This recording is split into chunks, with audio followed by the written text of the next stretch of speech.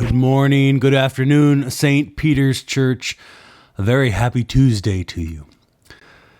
Been thinking about this message we talked about on Sunday about joy and where to find joy. And one of the key things that we talked about through the scripture, through Philippians, was this idea that joy does not come out of circumstances, out of everything being just right. And, I preach that, I believe that, but I've been thinking about it and realizing it is true, but it's hard in real life to really get that through our heads. We think, gosh, I'm going to be happy, I'm going to have joy when I don't have any stress in my life, when everything's easy for me. And I just wanted to come back and reflect on that idea today a little bit with you, because as I was contemplating, when in my life have I had the most joy?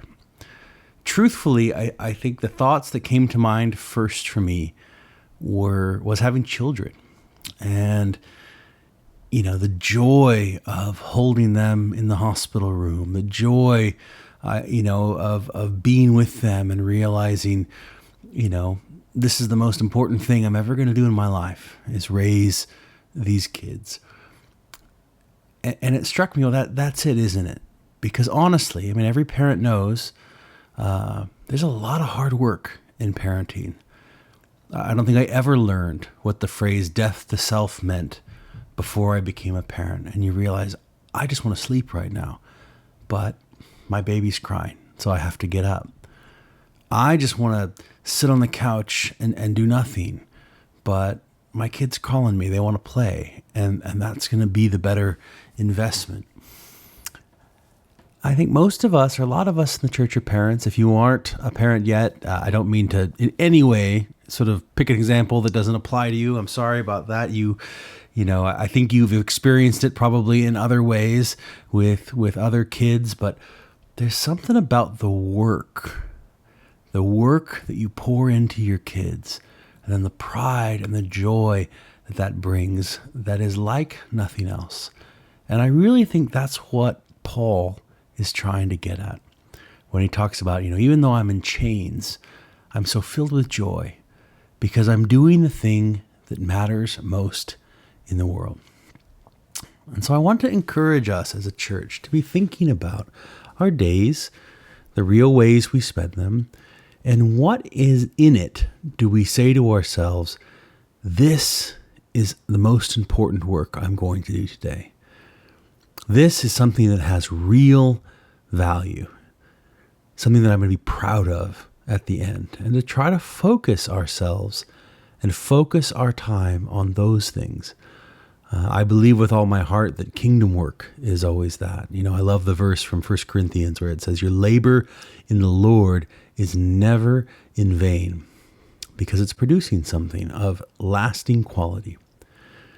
So think this week, where am I investing in things that really matter?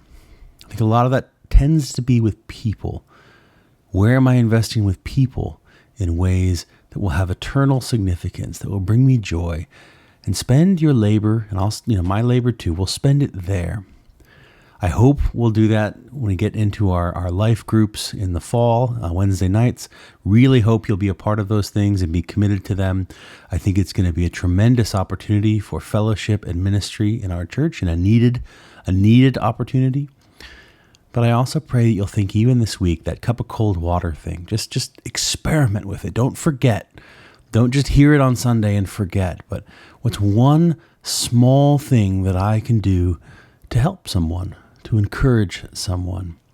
And even this week, someone volunteered. I won't say your name here over the internet, but someone volunteered to come help me move something heavy in my house. And their willingness, their willingness with almost a joy, at least that's how it came across to me, was such a blessing to me.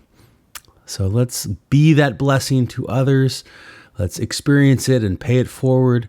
And this week, spend time. What is most important? And make sure you don't miss it. Make sure you don't miss it. I look forward to seeing you Sunday, church, as we continue. God bless you.